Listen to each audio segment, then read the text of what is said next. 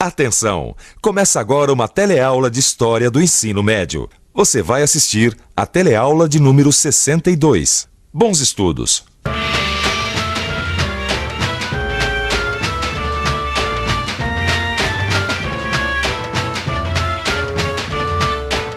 Não sei se você se lembra, mas assim que o presidente Fernando Henrique Cardoso venceu as eleições de 94, ele foi até o Senado se despedir dos seus colegas e fez um inflamado discurso, dizendo naquela ocasião que era preciso fazer um acerto de contas com o passado. Agora, a que parte do passado se referiu o presidente Fernando Henrique Cardoso? Resta, contudo, um pedaço do nosso passado político que ainda atravanca o presente e retarda o avanço da sociedade.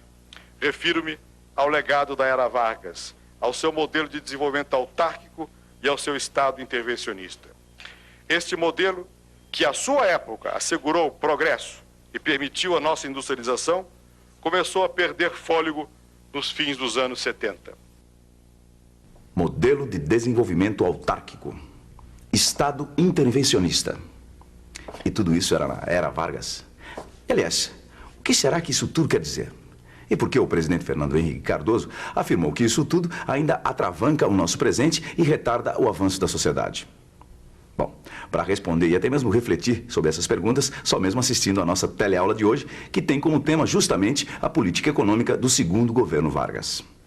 Na teleaula de hoje, você vai ver os modelos de desenvolvimento econômico que estavam sendo propostos para o Brasil nos anos 40 e 50. E ainda hoje, você confere como o segundo governo de Getúlio Vargas foi marcado pela intervenção do Estado na economia.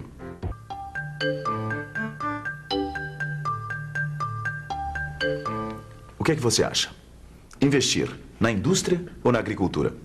Aceitar ou não a participação de empresários estrangeiros na nossa economia? Bom, hoje, com a economia globalizada e cada vez com menos fronteiras, essas questões até parecem questões desatualizadas. Mas olha, nas décadas de 40 e 50, elas estavam na ordem do dia. É que o Brasil, naquele momento, estava atrás de um modelo de desenvolvimento e queria encontrar o melhor caminho para a sua economia. Mas que caminhos eram esses? O que é que estava sendo proposto para a nossa economia naquele momento? Bom, para responder a essa pergunta, a gente vai ter que voltar um pouco no tempo. Brasil, segunda metade da década de 40. Enquanto a Europa se recupera da Segunda Guerra Mundial, o Brasil discute como desenvolver sua economia. Ideias não faltam, mas uma em especial acaba conquistando um grande número de adeptos. Trata-se do modelo desenvolvimentista. Modelo desenvolvimentista? O que será que esse modelo propõe? Que caminho ele indica para desenvolver a economia no país? Instituto Roberto Simonsen.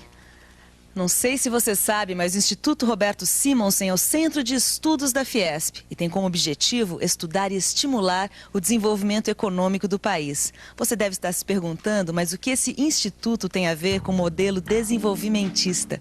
Tem tudo a ver. Pois é, foi o industrial Roberto Simonsen, que hoje dá nome a este instituto, que liderou o grupo cujas ideias resultaram no modelo desenvolvimentista. Então, a gente não poderia estar em melhor lugar para tentar entender e investigar o que propunha o modelo desenvolvimentista. Vamos ver isso melhor? O modelo desenvolvimentista dizia que era preciso investir na indústria. Era importante produzir aqui o que o país até então importava.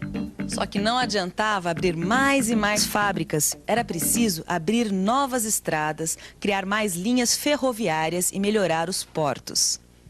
Pois só assim as matérias-primas chegariam às fábricas e os produtos ali manufaturados poderiam ser distribuídos e chegar até os consumidores. Investir em transportes era fundamental, mas isso ainda não era tudo. O terceiro ponto do modelo desenvolvimentista se referia aos recursos naturais. O Brasil tinha que começar a explorar petróleo, carvão, manganês e ferro, entre outros produtos minerais. E, por fim, o modelo desenvolvimentista defendia a modernização da agricultura. Era preciso incrementar a agricultura com tratores, com sementes de melhor qualidade e com a irrigação. Em linhas gerais, esses são os 4 pontos principais defendidos pelo modelo desenvolvimentista. Indústria, transportes, recursos naturais e agricultura. As ideias defendidas pelo modelo desenvolvimentista ganhavam cada vez mais adeptos. Mas para que essas ideias pudessem ser levadas adiante, era preciso o apoio do governo e a ajuda de empresas estrangeiras. Você ouviu bem? empresas estrangeiras. É isso mesmo.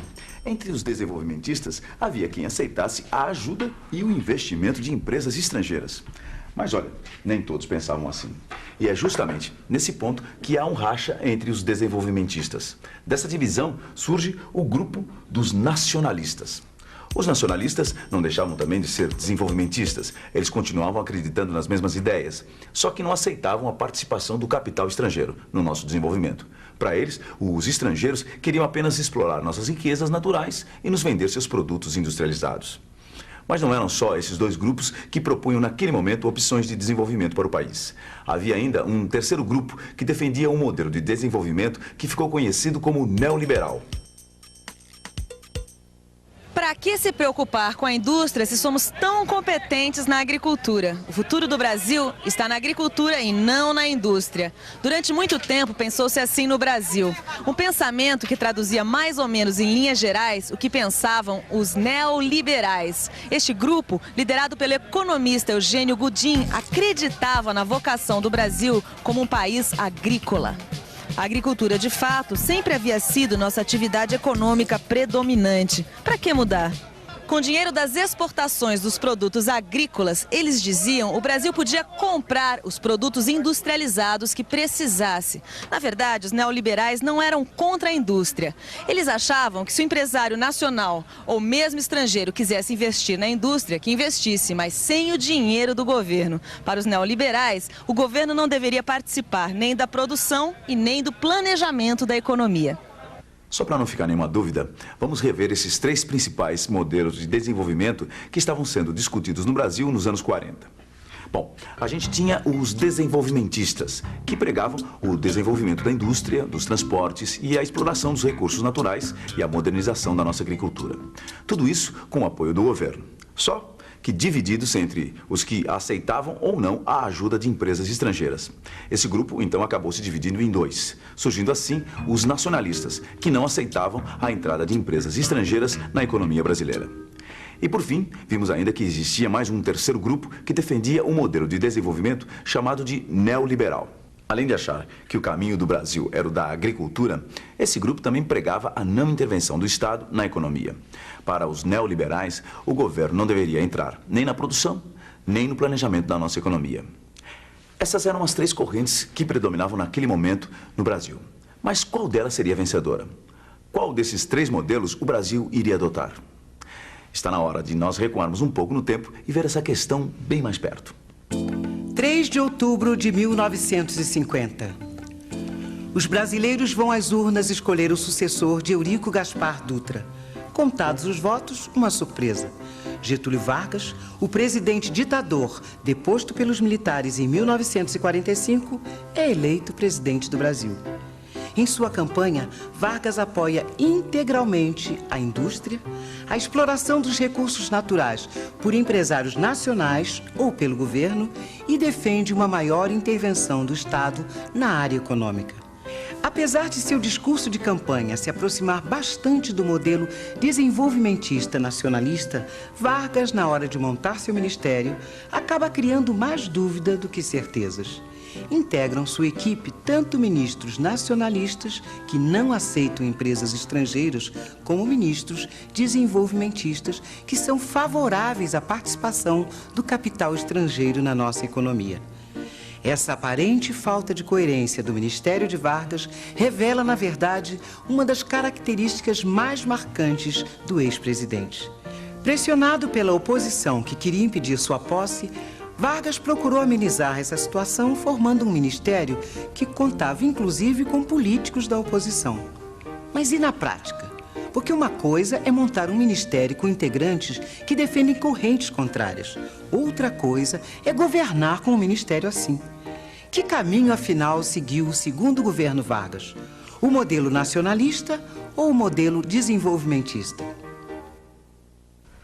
Nacionalista ou desenvolvimentista? Nenhum, nem outro. Ou melhor, os dois. O segundo governo Vargas foi marcado por medidas que, ora, apontavam para o nacionalismo, ora, apontavam para o desenvolvimentismo. A criação da Petrobras, por exemplo, teve um caráter nacionalista, envolveu todo o Brasil de norte a sul. O debate saiu dos gabinetes e dos ministérios e ganhou as ruas. comícios, encontros, manifestações, o Brasil se mobilizou em torno da criação da Petrobras. Os nacionalistas, que achavam que o petróleo brasileiro deveria ser explorado por uma empresa nacional, criaram a campanha O Petróleo é Nosso. Os que foram contra essa ideia foram taxados de entreguistas, que queriam entregar os nossos recursos naturais para os estrangeiros. Os nacionalistas venceram. O petróleo brasileiro seria monopólio de uma empresa estatal, de uma empresa do governo.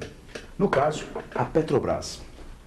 Aliás, além da Petrobras, o segundo governo Vargas deu várias mostras de sua política nacionalista. Criou, entre outras, o Plano do Carvão Nacional, o Instituto Brasileiro do Café, o IBC, e planos para o desenvolvimento econômico da Amazônia e do Nordeste. Mas, no fundo, todas essas medidas, essas leis, todos esses feitos de Vargas, como a Petrobras, por exemplo, foram aumentando cada vez mais o papel do governo na economia do país. Para muitos, o governo foi virando uma espécie de empresário, produzindo bens e investindo capital. E por falar em dinheiro, como será que o governo Vargas agiu em relação ao capital estrangeiro? Está certo que Vargas tomou uma série de medidas nacionalistas durante o seu segundo governo, mas ele não era apenas nacionalista. Vargas queria também o capital estrangeiro, principalmente o capital norte-americano, que deveria financiar parte do Plano Laffer. O Plano Laffer, de autoria do então ministro da Fazenda, Horácio Laffer, previa uma série de investimentos no país, principalmente na área de transportes, energia elétrica e agricultura. Vargas chegou até a criar um banco para financiar e receber os empréstimos estrangeiros, o BNDE, que hoje se chama BNDES, e ainda financia projetos de modernização do país. 1954. Estamos no último ano do segundo governo Vargas e os primeiros resultados da sua administração começam a aparecer.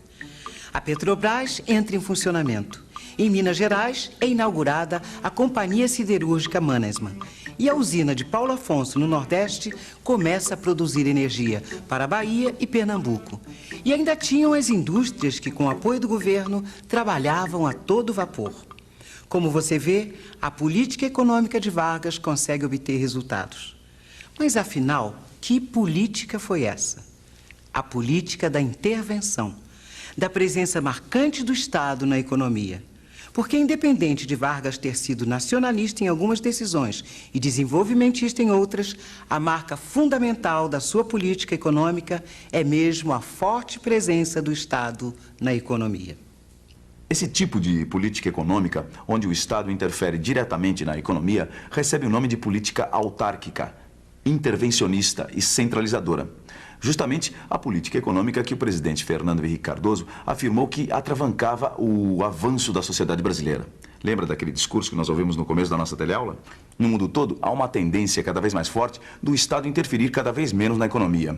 Acredita-se hoje que o Estado deva investir em serviços públicos, aqueles que não podem dar lucros e que são essenciais para a população, como educação, como saúde, transportes, por exemplo. Ou seja, o tipo de Estado que hoje se diz ser o ideal está bem longe e bem diferente do tipo de Estado que Vargas criou. E atenção, se liga aí que é hora da revisão. Na teleaula de hoje, você viu os principais modelos de desenvolvimento que estavam sendo propostos para o Brasil nos anos 40 e 50. Você viu também que durante o segundo governo Vargas, o Estado interferiu diretamente na economia, investindo na industrialização e regulamentando suas regras.